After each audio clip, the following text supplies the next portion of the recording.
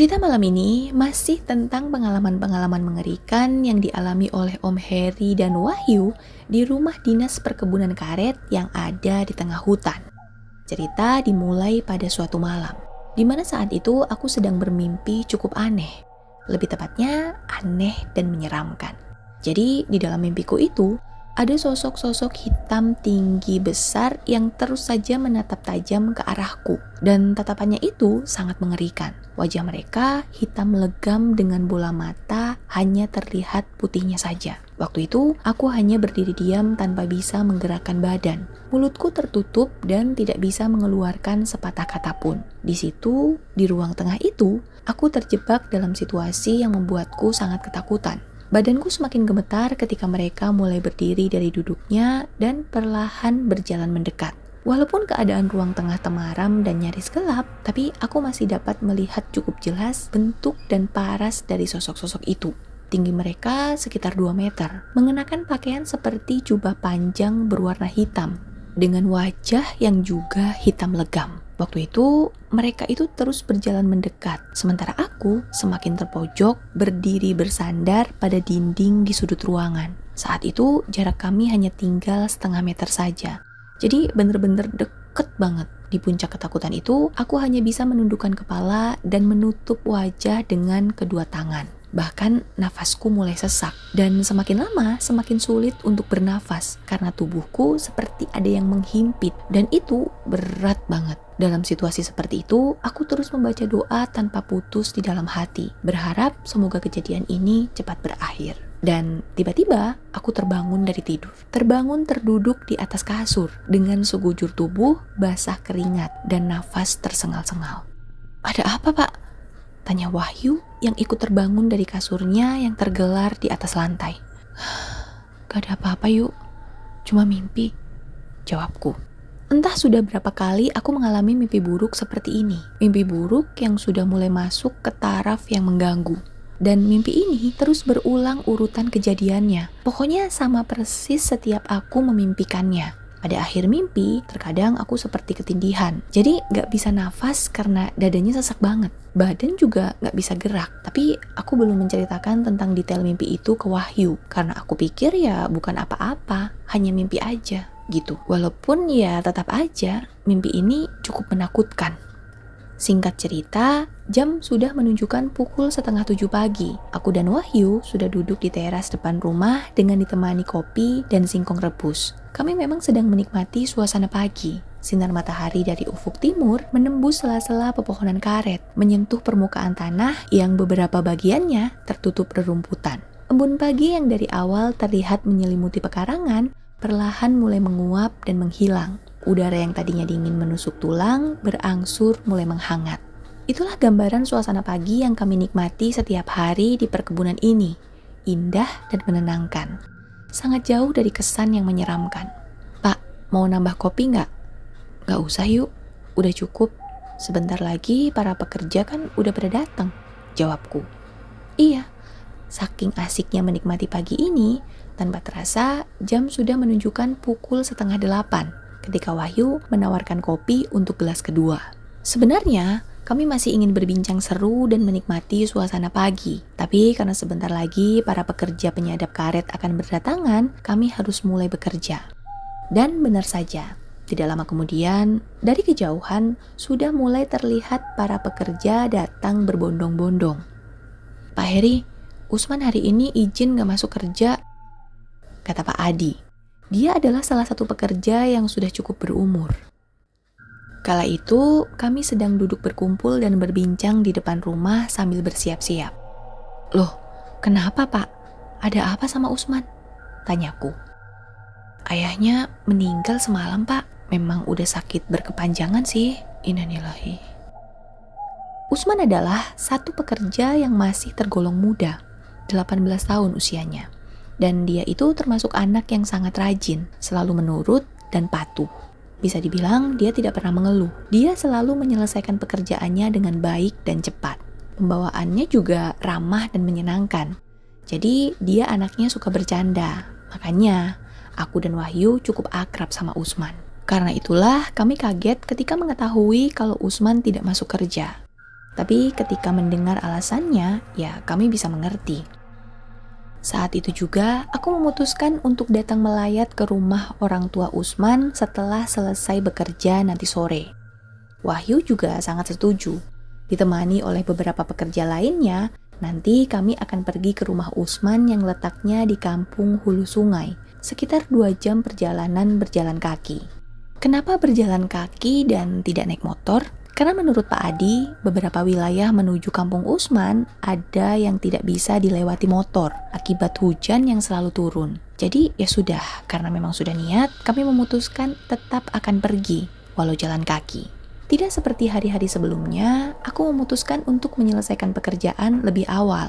Ya, karena itu tadi, kami berniat untuk melayat ke rumah orang tua Usman. Jadi, pada saat jam 4 sore, kami sudah mulai berkumpul lagi di depan rumah, beristirahat sambil membereskan peralatan. Nanti, kita jalan kaki melewati sungai belakang aja, Pak. Dari situ, bisa motong jalan lebih pendek. Jadi nanti, gak sampai 2 jam, kita udah sampai tujuan, kata Pak Adi. Aku dan Wahyu sih oke-oke aja, karena kan Pak Adi yang lebih tahu lokasi daripada kami. Lagi pula ini jatuhnya lebih dekat, jadi kami setuju. Baiklah Pak, kami ikut Bapak aja.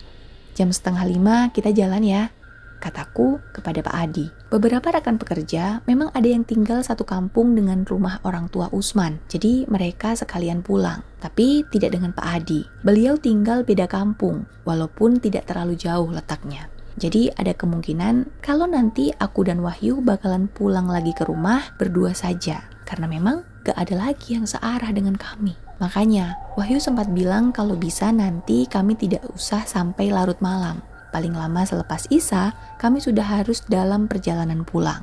Setelah semua siap, kami pun berangkat. Total ada 6 orang dalam rombongan, termasuk aku dan Wahyu. Sore itu, kami cukup beruntung, karena walaupun masih dalam musim penghujan, langit terlihat cerah tanpa awan.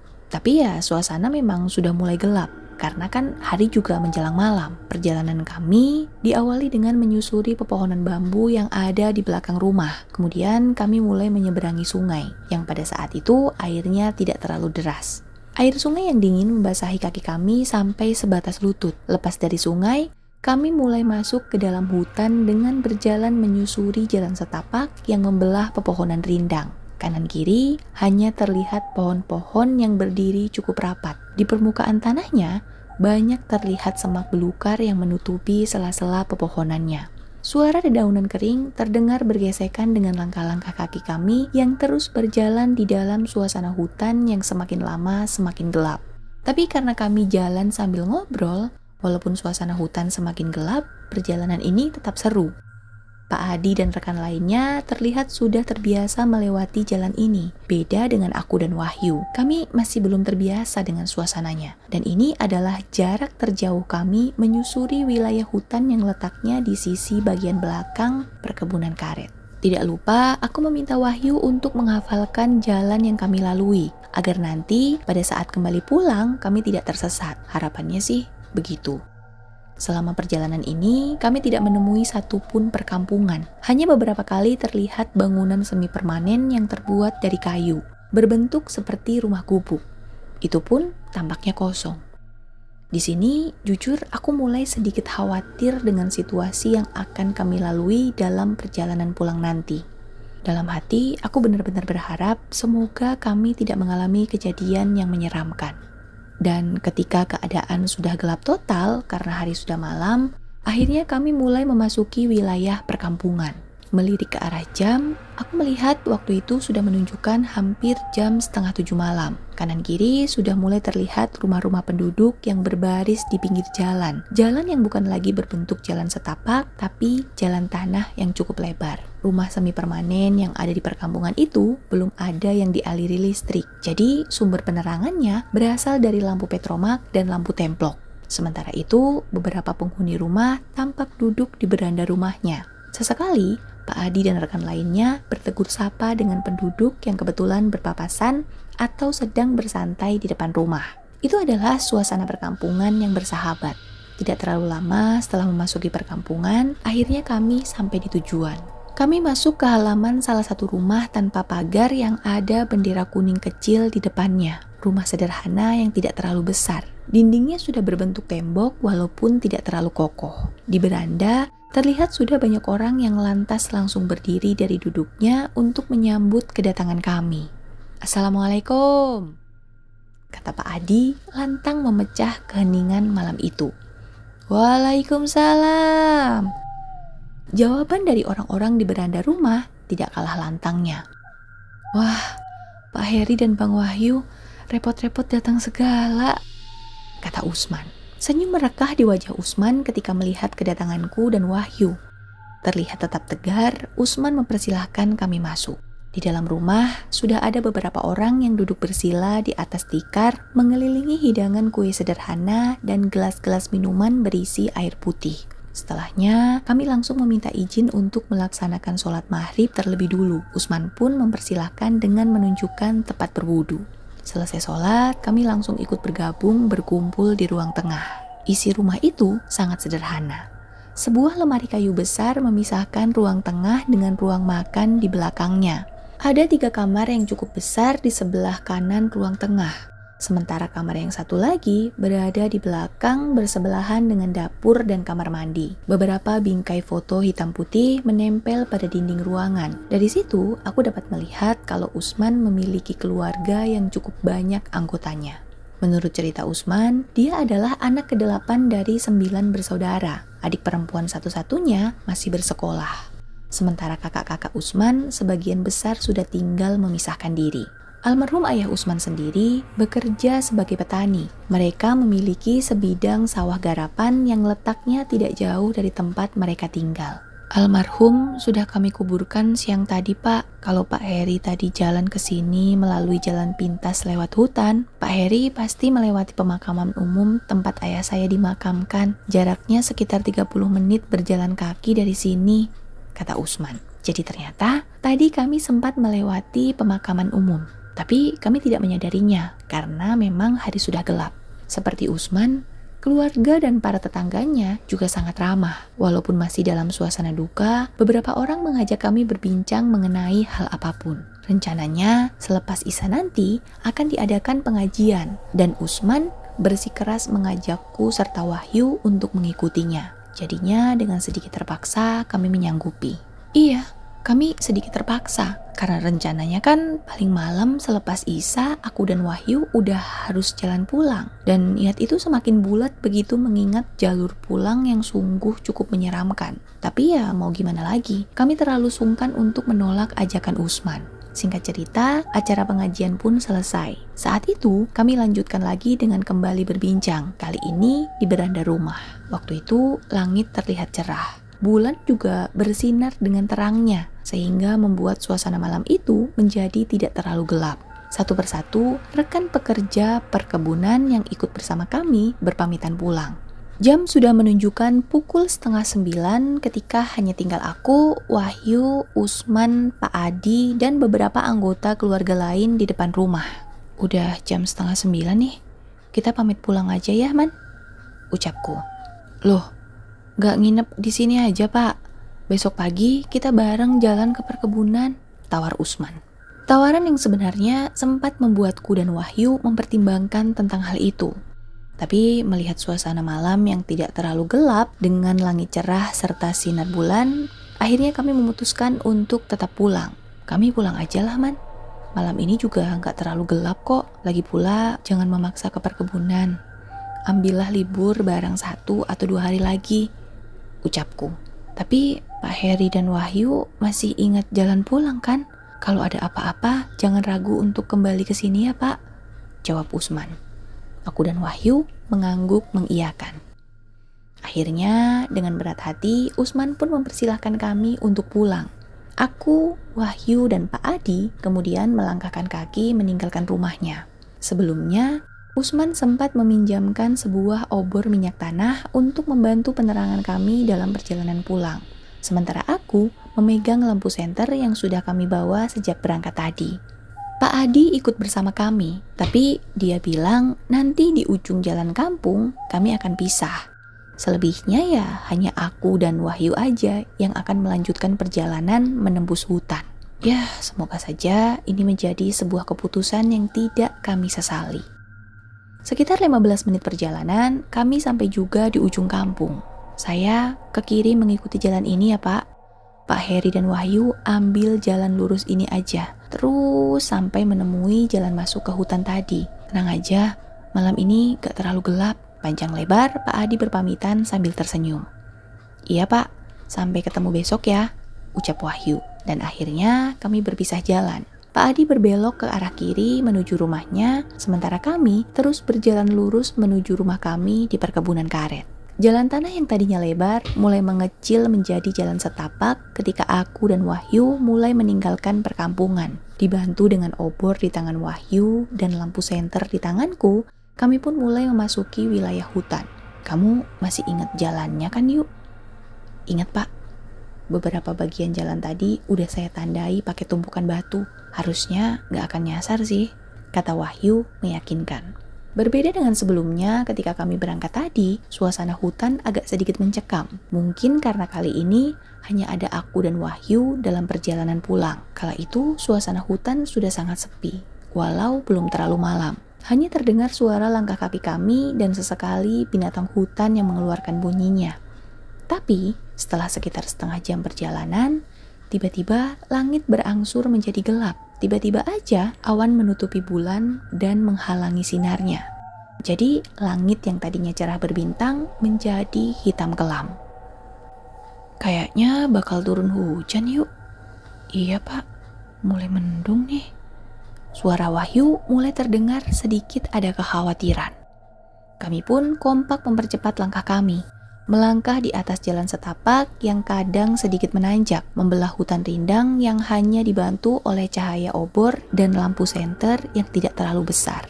Beberapa belas menit kemudian, hal yang kami takutkan terjadi, yaitu hujan mulai turun. Tapi karena masih gerimis dan belum terlalu besar, kami memutuskan untuk terus melanjutkan perjalanan. Jalan tanah sedikit demi sedikit mulai dibasahi air, membuat permukaannya menjadi sedikit licin. Jadinya kami lebih berhati-hati dalam melangkahkan kaki. Alhasil perjalanan menjadi sedikit terhambat. Saat sudah sekitar setengah perjalanan, hujan yang turun ternyata semakin deras. Tubuh kami pun mulai basah terkena air. Wahyu terlihat berusaha keras melindungi obor agar tidak padam terkena air hujan. Dia melindungi obor menggunakan selembar daun berukuran besar. Pak, hujan makin besar Pak. Kita harus cari tempat berteduh, kata Wahyu mulai panik dan menyerah. Untung saja, tidak jauh dari tempat kami berdiri, kami melihat ada bangunan kecil di sebelah jalan setapak yang sedang kami lalui. Kami pun langsung berlari ke tempat itu untuk berteduh. Syukurlah obor masih tetap menyala dan cahayanya membantu penerangan kami berteduh di teras bangunan berbentuk gubuk yang berukuran cukup besar. Ini adalah sebuah gubuk kosong yang beberapa bagiannya sudah terlihat berlubang, namun masih bisa memberi kami atap untuk berlindung dari air hujan yang semakin lama semakin deras. Kami pun mulai berbincang di tengah derasnya hujan, mencoba mengalihkan pikiran yang sudah mulai semakin khawatir dengan keadaan dan situasi yang terjadi. Dan malam pun semakin larut, sementara hujan belum memperlihatkan tanda-tanda untuk berhenti. Kami sempat berdiskusi. Apakah akan melanjutkan perjalanan pulang atau kembali ke rumah Usman? Dan hasilnya tetap bimbang. Karena kami sudah berada di tengah-tengah perjalanan. Arah manapun yang akan kami ambil, sepertinya akan memakan waktu yang sama. Saat itu kami duduk di atas kursi kayu panjang. Kursi kayu yang sudah agak berlumut. Karena mungkin sudah lama tergeletak tanpa ada yang menggunakan. Saat kembali melirik ke jam tangan, tidak terasa ternyata sudah pukul 11 malam. Jadi, kira-kira sudah 2 jam kami berteduh di gubuk itu. Badan juga mulai menggigil kedinginan. Apalagi atap gubuk ini juga bocor. Jadinya air menetes mulai membasahi tubuh dan pakaian. Hujan udah nggak terlalu deras nih Pak. Kita lanjut jalan aja yuk. Wahyu benar. Hujan memang sudah berkurang intensitasnya. Dari yang deras udah mulai menjadi gerimis sedang. Tapi ya tetap saja kami akan basah kuyup kalau nekat melanjutkan perjalanan. Nanti aja yuk, tunggu sebentar lagi, jawabku. Aku tahu, sebenarnya Wahyu ini mulai tidak enak perasaannya. Kelihatan dari raut wajahnya yang semakin menunjukkan kekhawatiran. Dan jujur, aku juga merasakan hal yang sama. Kayak suasana di sekeliling kami itu mulai beda, entah kenapa. Pokoknya semakin mencekam gitu. Aku pun menoleh ke arah Wahyu ketika Wahyu tiba-tiba mencengkeram tanganku cukup kuat.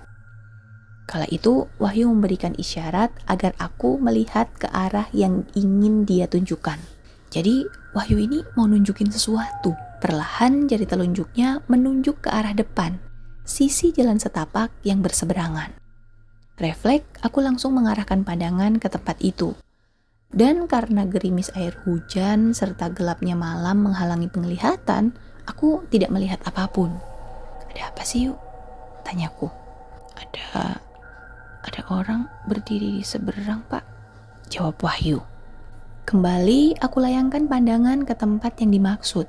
Kali ini aku menyalakan lampu senter yang ada di tangan dan mengarahkan cahayanya ke depan untuk membantu penglihatan.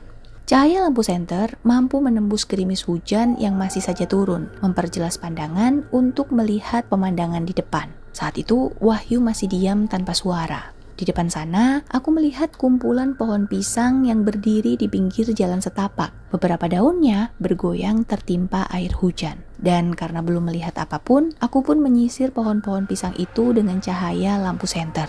Terus ke sebelah kiri, Pak, ucap Wahyu dengan suara yang bergetar.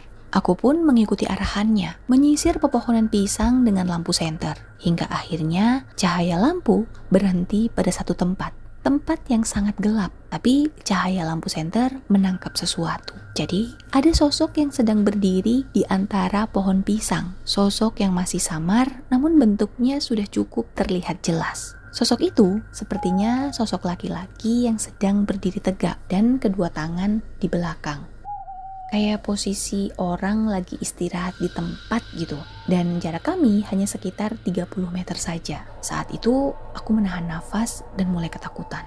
Ketika akhirnya menyadari kalau ada yang aneh dengan sosok itu. Dan keanehan itulah yang bikin Wahyu ketakutan sejak tadi. Kenapa? Karena sosok itu berdiri tanpa kepala. Wah, kami seketika nge-freeze. Gak bisa gerak, gak bisa ngomong saking takutnya. Kami pun mulai menebak-nebak apa yang akan terjadi kemudian. Untunglah aku masih bisa mematikan lampu senter yang ada di genggaman. Sehingga pemandangan mengerikan itu tidak perlu terus-terusan kami lihat. Tapi karena mata kami mulai terbiasa dalam gelap, kami tetap bisa melihat sosok itu walau hanya dalam bentuk siluet. Waktu itu, Wahyu menundukkan kepala, tidak berani melayangkan pandangan ke depan. Begitu juga dengan aku yang sengaja mengarahkan pandanganku ke tempat lain. Cukup lama sosok itu berdiri dalam kegelapan menghadap kami, sampai akhirnya hujan berangsur reda dan hanya menyisakan gerimis kecil. Ayo yuk, kita lanjut jalan. Mendengar itu, Wahyu langsung memetik daun yang cukup besar untuk melindungi obor dari hujan. Kemudian kami melangkahkan kaki kembali ke jalan setapak menuju rumah. Sekilas, aku melihat sosok tanpa kepala itu masih tetap berdiri di tempatnya. Tapi kami mencoba untuk tidak menghiraukan dan tetap lanjut melangkah. Sepanjang jalan, kami lebih banyak diam tanpa perbincangan. Langkah kaki kami juga tidak bisa secepat tadi, karena kondisi jalan juga becek. Wah, pokoknya pikiran gak karu-karuan. Peristiwa yang baru saja terjadi masih membayang di kepala. Waktu itu jam sudah menunjukkan hampir pukul 12 malam. Sementara kami masih berada di tengah-tengah hutan belantara. Syukurlah hujan sudah benar-benar reda. Tapi langit masih tetap gelap karena sinar bulan masih tertutup awan tebal. Suara binatang malam pun mulai terdengar. Dan pada akhirnya muncul juga suara yang kami takutkan, yaitu suara lolongan anjing hutan. Karena bagi kami, lolongan panjang yang terdengar dari kejauhan adalah sebuah tanda akan kehadiran sesuatu yang menakutkan. Tanpa sadar, kami kompak mempercepat laju langkah. Lebih cepat lagi, Pak, ucap Wahyu. Ada apa yuk? Jalan lebih cepat aja, Pak. Jangan nengok ke belakang. Kali ini suara pelan Wahyu mulai bergetar. Mau gak mau, aku pun mempercepat langkah. Tapi, lagi-lagi rasa penasaran mengalahkan segalanya. Karena kemudian, perlahan aku menolehkan kepala ke arah belakang. Dengan bantuan cahaya lampu senter, aku dapat melihat apa yang menyebabkan Wahyu menjadi sangat ketakutan. Ternyata, di belakang sana, sosok tanpa kepala yang kami lihat di gubuk tadi mengikuti langkah kami dengan langkah gotai. Dan jaraknya hanya beberapa meter di belakang kami. Ayo cepat yuk, ucapku. Kemudian kami berjalan seperti sedang dalam perlombaan, memaksa langkah kaki untuk bergerak menjauhi sosok tanpa kepala yang mengikuti kami dari belakang. Pokoknya kami takut banget. Wahyu yang berjalan di depan sesekali memberi arahan harus kemana kaki ini dilangkahkan. Sementara aku yang berjalan di belakangnya terus mengikuti kemana langkah Wahyu. Walaupun tidak melihat secara langsung, aku tetap mendengar suara langkah kaki yang terseret-seret bergesekan dengan tanah. Langkah kaki yang sepertinya terus saja mengikuti dari belakang. Di balik cahaya obor yang berada di tangan Wahyu, pandangan kami hanya menangkap suasana hutan yang gelap gulita dan binatang penghuni hutan sesekali mengeluarkan bunyi. Ditambah dengan lolongan panjang anjing yang masih kami dengar dari kejauhan. Aduh, pokoknya keadaan saat itu amat sangat mencekam. Pak, maaf, saya lupa jalannya, Pak. Kayaknya jalan ini udah pernah kita lewati tadi, ucap Wahyu dengan nafas tersengal. Menurutnya, kami hanya berputar-putar di tempat yang sama. Dan setelah aku perhatikan, ternyata benar apa yang Wahyu bilang. Karena saat itu aku melihat lagi gubuk yang tadi menjadi tempat kami berteduh. Jadi, kami kembali ke tempat yang sama. Dan seakan gak mau membuang waktu untuk berpikir, kami tetap melanjutkan langkah berjalan ke depan. Kali ini coba perhatiin jalan lebih seksama lagi yuk. Iya Pak, jawab Wahyu. Sekilas, aku memberanikan diri menoleh ke belakang. Dan ternyata sosok tanpa kepala yang mengikuti kami tidak terlihat lagi. Di situ kami mulai agak sedikit lega. Karena minimal ya kami cuma kesasar doang. Gak sambil diikuti gitu. Tapi, belum lama perasaan lega itu muncul, tiba-tiba mulai terdengar lagi langkah yang terseret-seret di belakang. Suara langkah yang dapat dipastikan kalau itu bersumber dari sosok yang sejak tadi mengikuti kami. Jangan lihat ke belakang, Pak. Jalan terus, ucap Wahyu. Dan aku hanya mengangguk. Tapi ternyata sosok itu masih saja mengikuti kami. Semakin lama, suaranya justru semakin dekat. Semakin terdengar jelas kalau sumbernya hanya berada beberapa meter di belakang kami.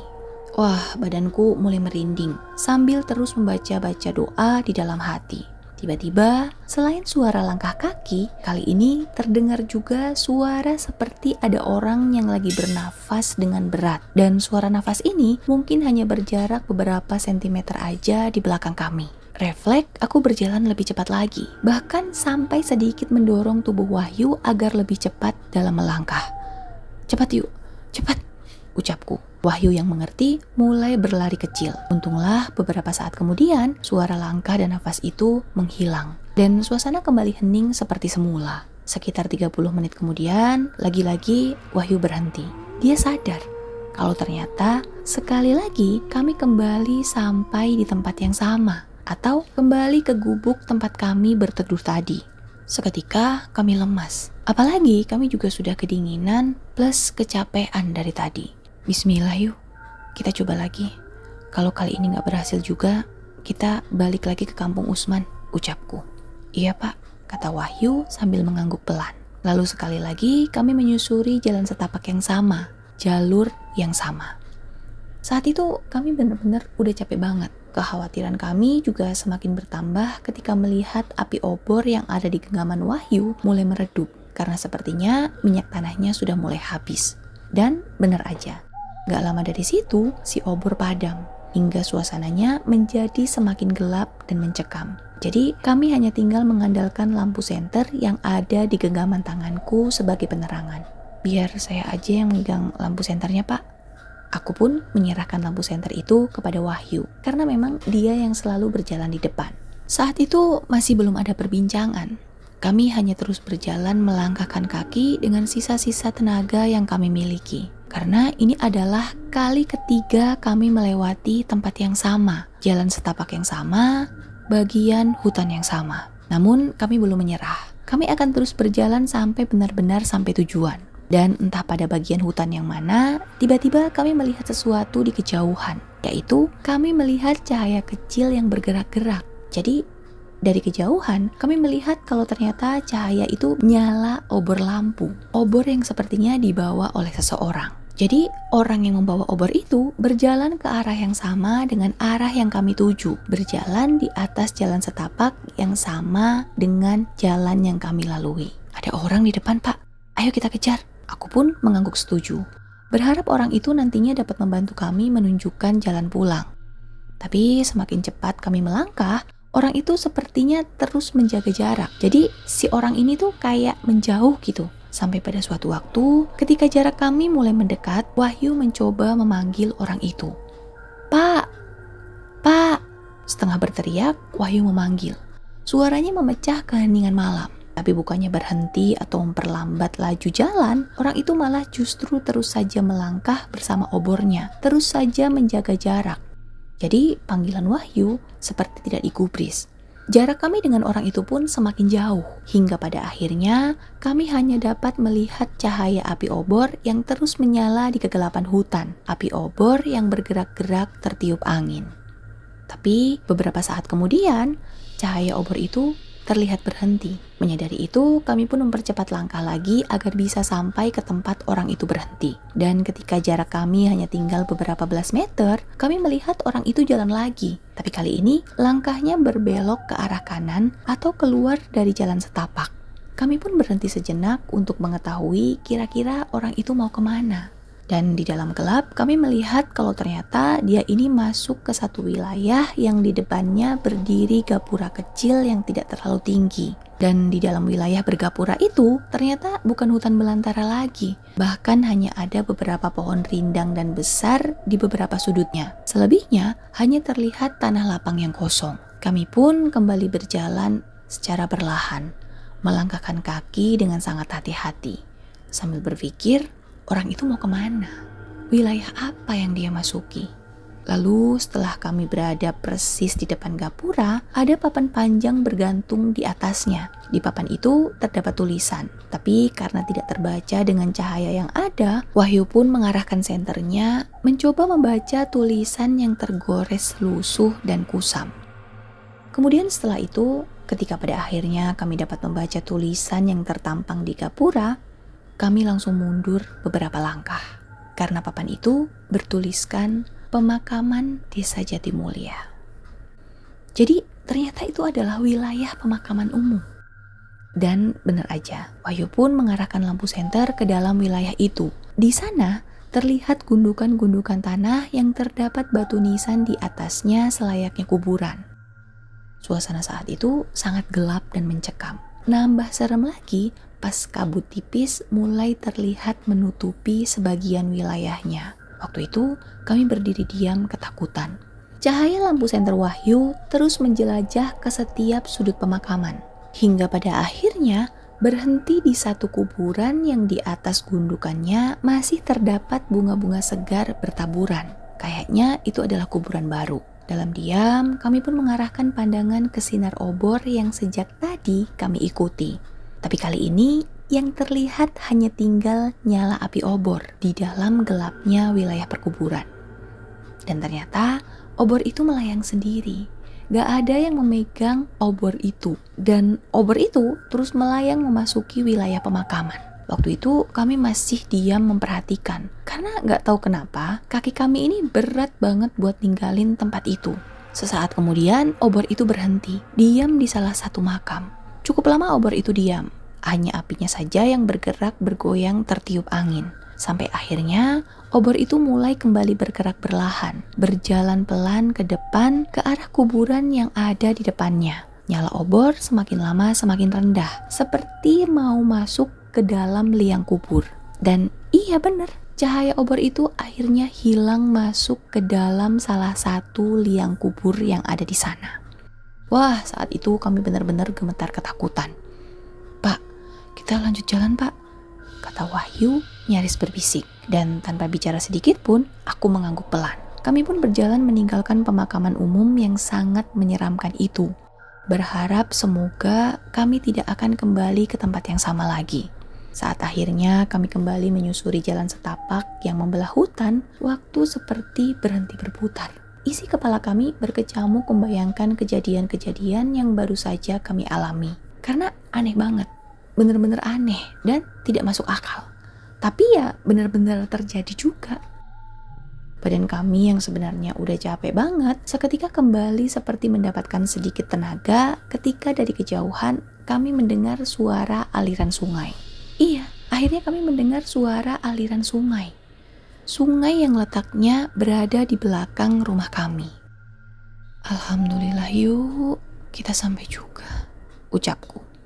Iya pak, ayo lebih cepat lagi jalannya pak, jawabnya. Dan emang benar, sungai yang berada di depan adalah sungai yang mengalir di belakang rumah. Tapi karena habis hujan dan itu cukup lama, air sungai terlihat lebih tinggi dan dalam. Kita tetap harus nyebrang pak, aku udah capek banget, kita harus sampai rumah, ucap Wahyu. Mau tidak mau ya aku harus setuju, kami harus menyeberanginya saat itu juga kalau mau pulang. Karena ya nggak mungkin banget kalau harus nunggu surut dulu. Ya udah yuk, ayo kita nyebrang, ucapku. Perlahan kami langkahkan kaki masuk ke dalam sungai. Sungai yang sewaktu berangkat tadi gak terlalu dalam airnya. Tapi kali ini sangat berbeda. Semakin jauh kami melangkah, semakin tinggi air sungai membasahi badan. Kami pun semakin menggigil kedinginan. Ketika ternyata kedalaman air sudah sampai sebatas perut. Kami pun semakin lambat dan berhati-hati dalam melangkah. Apalagi ketika merasakan kalau arus sungai ternyata cukup deras. Karena kalau kami tidak hati-hati, bukan tidak mungkin kami akan hanyut. Syukurlah walaupun perlahan, akhirnya kami sampai juga di seberang. Lalu kami menerobos masuk ke dalam pepohonan bambu dan akhirnya sampai rumah. Di dalam rumah, kami langsung tidur lelap saking capeknya. Dan malam itu adalah salah satu malam terseram yang pernah kami alami di tempat itu. Bahkan mungkin menjadi salah satu malam terpanjang yang pernah kami lalui. Hai, cerita ini masih berlanjut ya, karena emang banyak banget kejadian-kejadian mengerikan di rumah perkebunan ini. Oh iya, di story juga ada keluarin versi bukunya loh tentang rumah perkebunan ini. Lengkap banget isinya. Recommended banget untuk kamu yang suka baca serial horor. Silahkan dibeli teman-teman. Tapi kalau mau baca sendiri versi Twitternya aja, nanti aku taruh linknya di bawah. Terus buat yang mau dengerin aja, silahkan tunggu video selanjutnya. Makasih banget yang udah dengerin. Makasih banget yang udah subscribe. Dan boleh di like jika kalian suka. Sugeng dalu.